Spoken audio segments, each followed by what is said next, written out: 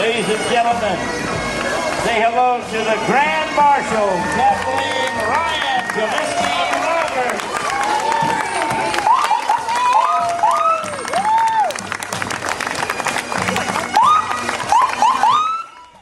For most of the last century, Kay has dedicated herself to public education and helping others. My first teaching job was in Milton, Vermont, in a one-room school, all 8 grades. The pay was $595 a year, out of which I had to come my board and money for a train ride back and forth. But they were wonderful because they let me work on some Saturdays so I could have the Thanksgiving holiday at home. And I thought that was pretty special.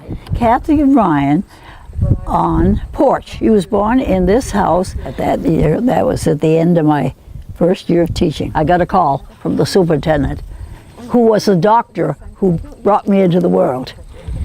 Good thing he was chairman of the school committee. Well, Dartmouth was one better because I only had to concentrate on one grade, and that made it much easier.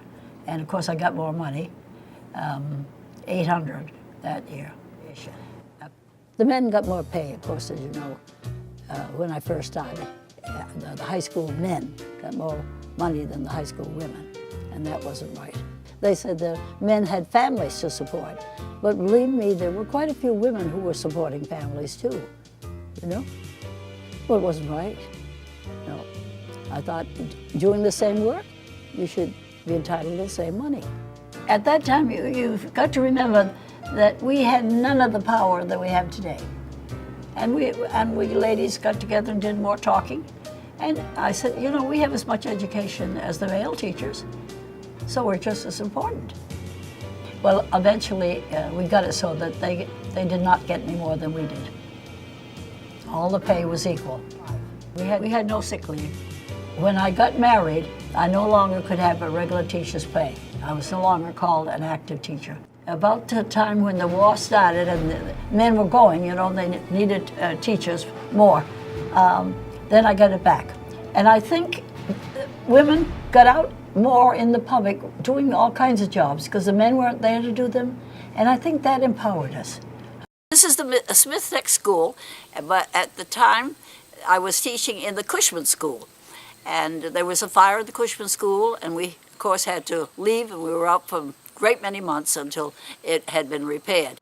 Just had a nice, easygoing way about it, but she had good discipline in the classroom, and the kids all loved her. So in that respect, yes, she did have an influence on my teaching. The vivacity for life and the commitment to helping people of all economic straits taught me a very lot. The people that really are good people are good the rest of their lives and stay involved and don't lose sight of the real prize, which is just all interacting and helping each other, whether it's teaching or sharing. I work in a little general store which is over 200 years old. We now carry Kate's book. She revised it. It's the history of Dartmouth that they use as a curriculum in the Dartmouth public school system. Well, the book I actually wrote quite a long time ago, in 1957, I believe, because they didn't have anything in the town at that time. Kay is an omnipresent force in her community, whose name has become synonymous with education, volunteering, and kindness. In addition to working in the schools, she still volunteers in her community for about 30 hours a week. Look at that great big box he's getting. Yeah, you've heard the story before, so you know. So it's not really a secret. Well, you look at their face and when you're teaching something and you see that look, you know, oh, this is good, I like this, I'm going to do that. And then they get the pencil, they start right at it. So you know they want to learn. Yeah. You feel it in yourself too, you know. You want them to learn and somehow you're trying to get it into them too. Probably impossible, right? You've been working at it for almost 100 years now, haven't you? Yes, that's true. Gee, it sounds awful that way, but it's true, isn't it? Oh boy. They're going to be in trouble now. And Sally and I did not know what to do. So we had to shake hands with thing one and thing two. We shook their two hands. But our fish said, no, no. Those things should not be in this house. Make them go. They should not be here when your mother is out. Put them out, said the fish in the pot. The fish here, he's really trying to get rid of them. It energizes me to be with children because I really I had hoped to have children of my own, but I didn't. So then the next best thing, you know, teaching, you have everybody's children. And some of them remain my friends all my life. So that makes me be very happy. Yeah. She is a retired teacher. She was a teacher for over 40 years. She was a principal at one of the schools in Rainham, North School. And she was at one point, she was the president of all the teachers in Massachusetts. Every year, now for 16 years, she comes and she is our cat in the hat, Mrs. Kathleen Roberts. Oh, the people you'll meet and the places you'll go hold special meetings for me on Baker Road, the Old North School. For it's there that I met this person you'll know who gave me the courage to learn and to grow. Well, I just encouraged her because she was basically such a nice people and so good with young people and older people too. And I thought, this is perfect for a teacher. Yep. There aren't a lot of role models out there, and she continues to be a role model for me, and I hope that, you know, that someday someone will say, wow, Mrs. McElhaney inspired me to do something in education. Kay Roberts has been coming to the RA for 60 years. 60. She may hold the all-time record to be the oldest delegate ever to serve at a representative assembly. She is still an elected delegate to the RA from the Massachusetts Teachers Association.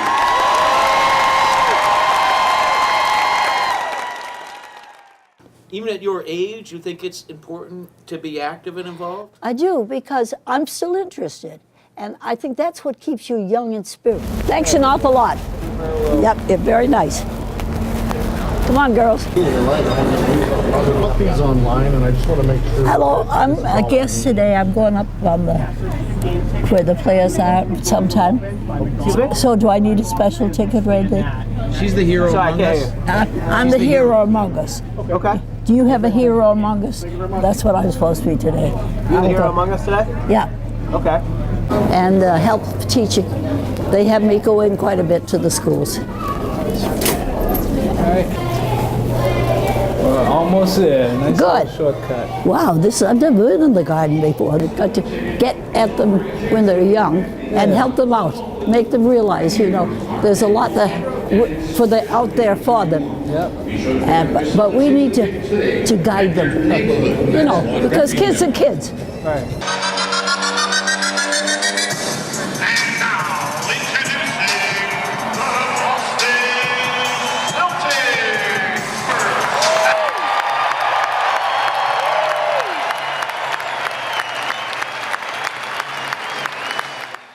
And if I'm interested and I can still do it, why not do it? You know, otherwise someone my age might just be sitting home doing nothing, reading, maybe watching the TV and all that, which is okay. But as long as I have the attitude, I should do these things. She's still active in her union, lobbies on both Capitol Hill and Beacon Hill, and has worked on every election cycle since JFK shook her hand while running for president.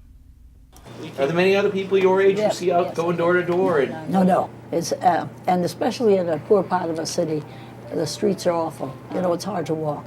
This is going to be an exciting election, and it's going to be close. Your vote will make the difference for Elizabeth and Joe. Good afternoon. My name is Kathleen Roberts, and I'm around polling for Elizabeth Warren and Joe Kennedy in Obama. You're a role model to everybody. To be able to come she's a legendary union president. Okay, I had no idea you were going to be here. Now I'm really excited. Thank you.